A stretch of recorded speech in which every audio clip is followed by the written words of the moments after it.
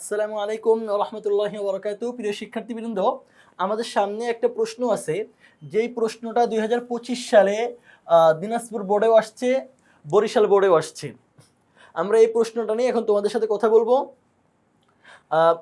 মাসুদ তরলীকরণ, বাষ্পীকরণ, গলানো, দ্রবণ, পরিস্রবণ ইত্যাদি বিষয়ের আবিষ্কারক, মানে এই বিষয়গুলো যিনি আবিষ্কার করেছেন তার গবেষণা কর্ম দেখে অবাক হয়ে যায়। উক্ত মনীষী এ শাস্ত্রকে পরিপূর্ণতা দান করেন।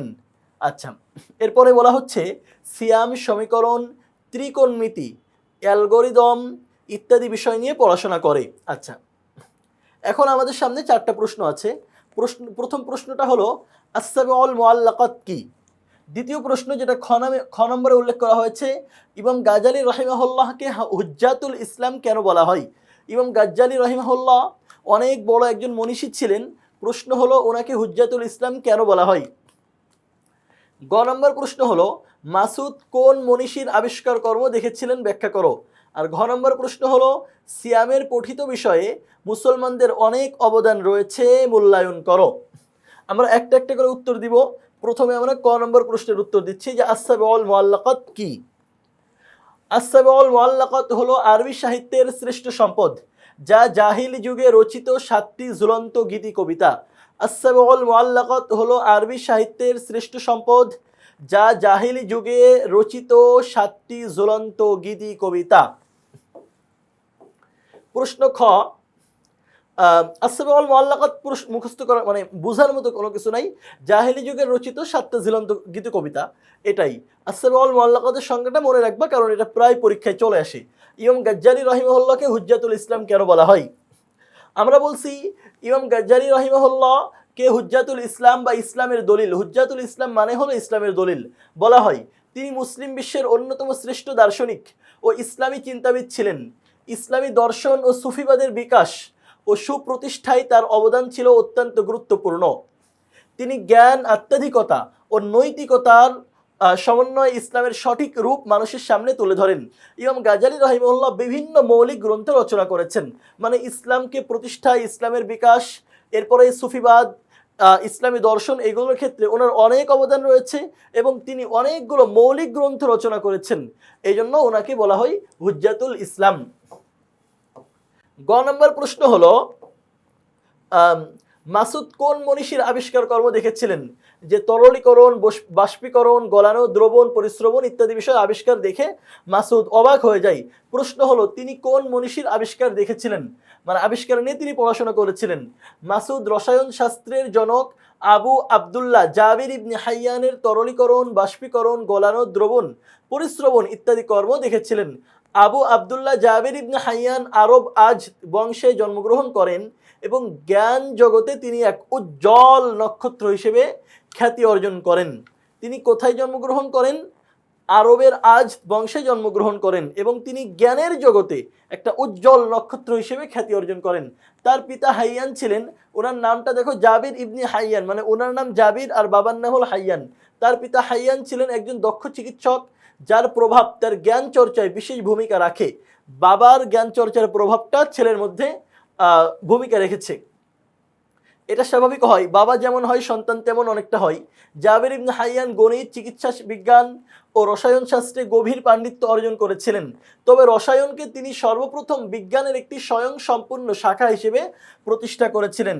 তিনি তার গ্রন্থে বিভিন্ন দ্রব্যের বিক্রিয়া ও প্রস্তুত প্রণালী ও বিধি সম্বন্ধে বিস্তারিত বর্ণনা করেন।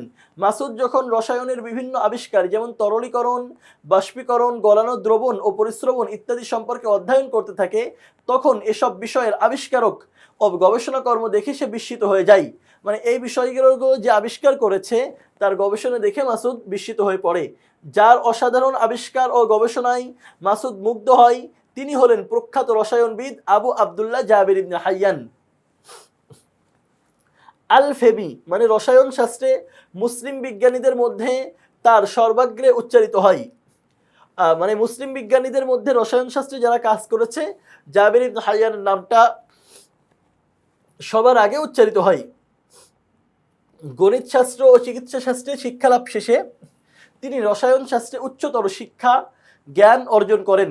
তিনি কুফায় একটি বিজ্ঞানাগার প্রতিষ্ঠা করে মৃত্যু পর্যন্ত, তার মৃত্যু হয়েছিল 804 হিজরিতে, 804 খ্রিস্টাব্দে, সেখানেই তিনি গবেষণারত ছিলেন। রসায়নকে তিনি সর্বপ্রথম বিজ্ঞানের একটি স্বয়ংসম্পূর্ণ শাখা হিসেবে প্রতিষ্ঠা করেছিলেন। রসায়ন ও বিজ্ঞানের একটি স্বয়ংসম্পূর্ণ শাখা হিসেবে তিনি প্রথম প্রতিষ্ঠা করেছিলেন। রসায়ন ও বিজ্ঞানের কতিপয় গুরুত্বপূর্ণ ক্ষেত্র যথা পরিস্রবণ, দ্রবণ, বশীকরণ, বাষ্পীকরণ, গোলানো প্রভৃতি তারই আবিষ্কার। মানে রসায়নের এই যে বড় বড় যে বিষয়গুলো, এর সবগুলো জাবের ইবনে হাইয়ানের আবিষ্কার।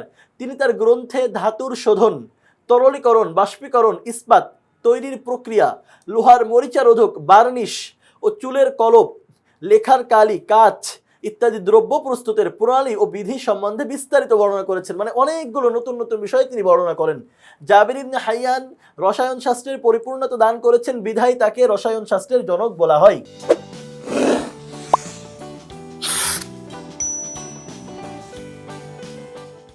আমাদের এখানে গ নম্বর প্রশ্ন ছিল, মাসুদ কোন মনীষীর আবিষ্কার কর্ম দেখেছিলেন? আমরা বলছি মাসুদ রসায়ন শাস্ত্রের যিনি জনক জাবের ইবনে হাইয়ানের আবিষ্কার কর্ম দেখেছিলেন। তার কি কি আবিষ্কার ছিল সেগুলো নিয়ে আমরা এখানে কথা বললাম। সিয়ামের পঠিত বিষয়ে মুসলিমদের অনেক অবদান রয়েছে, মূল্যায়ন করো। সিয়াম সমীকরণ, ত্রিকোণমিতি ইত্যাদি বিষয়ে অনেক পড়াশোনা করেছে। এ বিষয়ে মুসলিমদের অনেক অবদান রয়েছে, এটা আমাদেরকে ব্যাখ্যা করতে বলা হচ্ছে। আমরা বলছি সিয়ামের পঠিত গণিত বিষয়ে মুসলমানদের অনেক অবদান রয়েছে, এই কথাটি সম্পূর্ণ সত্য, যথার্থ। গণিতকে বিজ্ঞানের ভিত্তি বা মূল বলা হয়ে থাকে। গণিতকে বলা হয় বিজ্ঞানের ভিত্তি বা মূল। এই গুরুত্বপূর্ণ শাস্ত্রের আবিষ্কার, অগ্রগতি ও উন্নয়নে মুসলমান বিজ্ঞানীদের অবদান অত্যন্ত গৌরবোজ্জ্বল ও অবসরণীয়। গণিতকে বলা হয় বিজ্ঞানের মূল শাস্ত্র, মূল ভিত্তি। আর এই গণিতের অগ্রগতির ক্ষেত্রে, আবিষ্কারের ক্ষেত্রে, উন্নয়নের ক্ষেত্রে মুসলিম মনীষীদের, মুসলিম বিজ্ঞানীদের অবদান গৌরবোজ্জ্বল ও অবসরণীয়। আল খাওয়ারেজামি, ইবনে হাইসাম, ওমর খৈয়াম, নাসিরউদ্দিন তুসি সহ অনেক মুসলিম মনীষী এ শাস্ত্রে প্রসিদ্ধি লাভ করেন। ইবনে মুসা আল খাওয়ারিজমি হলেন গণিত শাস্ত্রের সর্বাধিক প্রসিদ্ধ ব্যক্তি। ওমর খৈয়াম ছিলেন প্রথম শ্রেণীর গণিতবিদ। নাসিরউদ্দিন তুসি গণিত বিষয়ে অনেক গ্রন্থ রচনা করেন। উদ্দীপকে বর্ণিত সিয়াম গণিত শাস্ত্রের বিভিন্ন বিষয় যেমন সমীকরণ, ত্রিকোণমিতি, অ্যালগরিদম ইত্যাদি বিষয় নিয়ে পড়াশোনা করে। উল্লিখিত বিষয়ে বিভিন্ন মুসলিম গণিতবিদের অবদান অনস্বীকার্য। তন্মধ্যে আল খাওয়ারিজমির নাম সবার আগে, সর্বাগ্রে। তাকে গণিত শাস্ত্রের জনক বলা হয়। বীজগণিতের আবিষ্কারক হলেন তিনি। এ বিষয়ে তার রচিত হিসাব আল জাবর আল মুকাবালা, মানে এই বিষয়ে তিনি এই বইটা রচনা করেছেন। গ্রন্থের নাম অনুসারে এই শাস্ত্রকে পরবর্তীকালে ইউরোপেরিয়া আল জেব্রা নামকরণ করে। কিতাবুল হিসাব আল আদাদ আল হিন্দি তার পাটিগণিত বিষয়ক গ্রন্থ। তিনি যে গ্রন্থ রচনা করেছেন, এখানে দুইটা গ্রন্থের নাম উল্লেখ করা হলো। আল হাসান ইবনে হাইসাম দর্শন, জ্যোতির্বিদ্যা, চিকিৎসাশাস্ত্র, গণিত প্রভৃতি বিষয়ে তিনি শতাধিক গ্রন্থ রচনা করেন। গণিত বিষয়ে আরেকজন উজ্জ্বল নক্ষত্রের নাম হলো ওমর ইবনে ইব্রাহিম আল খৈয়াম। ওনাকে সংক্ষেপে ওমর খৈয়াম বলা হয়। এত বড় নাম আমরা মুখস্থ রাখি না সবাই আসলে। ওনার মূল নামটা হলো, এটা আরবদের একটা সিস্টেম যে নিজের নামের সাথে বাবার নাম, বংশের নাম সবগুলো একসাথে জড়িত করে ফেলে। ওনার সংক্ষিপ্ত নামটা হলো ওমর খৈয়াম, কিন্তু ওনার বিস্তারিত নাম হলো ওমর ইবনে ইব্রাহিম আল খৈয়াম। তিনি ছিলেন প্রথম শ্রেণীর গণিতবিদ। তাল কিতাবুল জিবার অল মুকাবালা গণিত শাস্ত্রের একখানি অমর গ্রন্থ। এছাড়াও রয়েছেন মোহাম্মদ নাসির উদ্দিন তুসি, যিনি জ্যামিতি, ত্রিকোণমিতি ও জ্যোতির্বিজ্ঞান সম্পর্কে মোট 16টি গ্রন্থ রচনা করেন।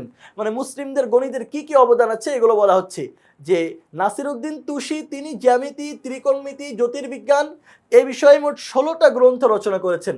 গণিত শাস্ত্র বিষয়ে প্রণীত তার গ্রন্থগুলোর মধ্যে, এই 16টা গ্রন্থগুলোর মধ্যে কয়েকটা নাম বলা হচ্ছে যে মুতাওয়াসিতাত বাইন আল হান্দাসা ওয়াল হায়াজ, এরপরে জামিউল হিসাব বিত তাখতে অত্তয়ব, কওয়াইদুল হান্দাসা, তাহরিব উসুল অন্যতম। পরিশেষে বলা যায় গণিত শাস্ত্রে মুসলিম বিজ্ঞানীদের অবদান চিরস্মরণীয় হয়ে থাকবে। আমরা মুসলিম বিজ্ঞানীদের গণিত শাস্ত্রের অবদানের কথা বলছিলাম, যেটা চিরস্মরণীয় হয়ে থাকবে। মুসলিমদের সেই সোনালী অতীত পুনরুদ্ধার করতে এসব মনীষীদের জীবনালেখ্য ও তাদের গবেষণা কর্ম গভীরভাবে অধ্যয়ন করা আমাদের জন্য অপরিহার্য। আমরা রাজশাহী এই বরিশাল ও দিনাজপুর বোর্ডের 2025 সালের একটা গুরুত্বপূর্ণ সৃজনশীল নিয়ে কথা বললাম। এই প্রশ্নটা আসলেই অনেক জটিল এবং অনেকগুলো নতুন শব্দ, নতুন নাম, নতুন কিতাবের নাম তোমাদের এই প্রশ্নের সমাধান করার জন্য মুখস্থ করতে হবে। আশা করি তোমরা এগুলো মুখস্থ করে রাখবা। আমরা এখানে 4টা প্রশ্ন পড়লাম। প্রথম নম্বরে আমাদের প্রশ্ন ছিল আস-সাবউল মুআল্লাকাত কি।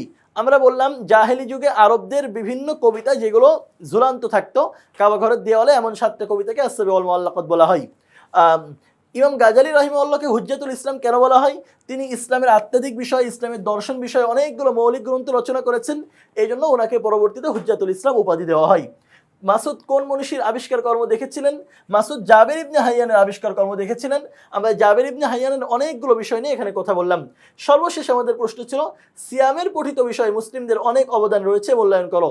সিয়ামের পঠিত বিষয়ে মুসলিমদের অনেক অবদান রয়েছে। তিনি সমীকরণ, ত্রিকোণমিতি, অ্যালগরিদম ইত্যাদি বিষয়ে পড়াশোনা করেছেন। এখানে জাবের ইবনে হাইয়ান, ওমর খৈয়াম, নাসিরউদ্দিন তুসি সহ অনেকগুলো মুসলিম বিজ্ঞানীর অবদান রয়েছে, যেগুলো আমরা একটা একটা করে উল্লেখ করেছি। কোন বিজ্ঞানীর লেখা কোন কিতাব রয়েছে, এগুলোর সংখ্যা কত, কয়েকটা করে আমরা উল্লেখ করেছি। আশা করি বুঝতে পেরেছো। আগেই বললাম যে এই প্রশ্নটার জন্য তোমাদেরকে একটু কষ্ট করতে হবে, কারণ এখানে অনেকগুলো নতুন নাম রয়েছে, নতুন নতুন কিতাবের নাম রয়েছে, যেগুলো মুখস্থ করতে হবে। আল্লাহ তাআলা তৌফিক দান করুন। তাহলে এই 4টা প্রশ্ন যদি অন্য কোথাও তোমাদের আসে, আস-সাবউল মুআল্লাকাত সম্পর্কে জানতে চাই, তোমাদেরকে হুজ্জাতুল ইসলাম ইমাম গাজালি রাহিমাহুল্লাহকে জানতে চাই, জাবির ইবনে হাইয়ানকে নিয়ে প্রশ্ন করে, ওমর খৈয়াম, নাসিরউদ্দিন তুসি নিয়ে প্রশ্ন করে, তাহলে আশা করি তোমরা সমাধান করতে পারবা। সাথে সাথে সমীকরণ, ত্রিকোণমিতি ইত্যাদি বিষয়ে যদি প্রশ্ন করে যে এগুলো কোন মনীষী থেকে আসছে, তাও আশা করি আনসার করতে পারবা। আল্লাহ রাব্বুল আলামিন তোমাদেরকে সেই তৌফিক দান করুন। আজকের ক্লাস থেকে এখানেই বিদায় নিচ্ছি। পরবর্তী কোনো ক্লাসে দেখা হবে, কথা হবে। সেই পর্যন্ত আল্লাহ হাফেজ। আসসালামু আলাইকুম ওয়া রাহমাতুল্লাহি ওয়া বারাকাতুহু।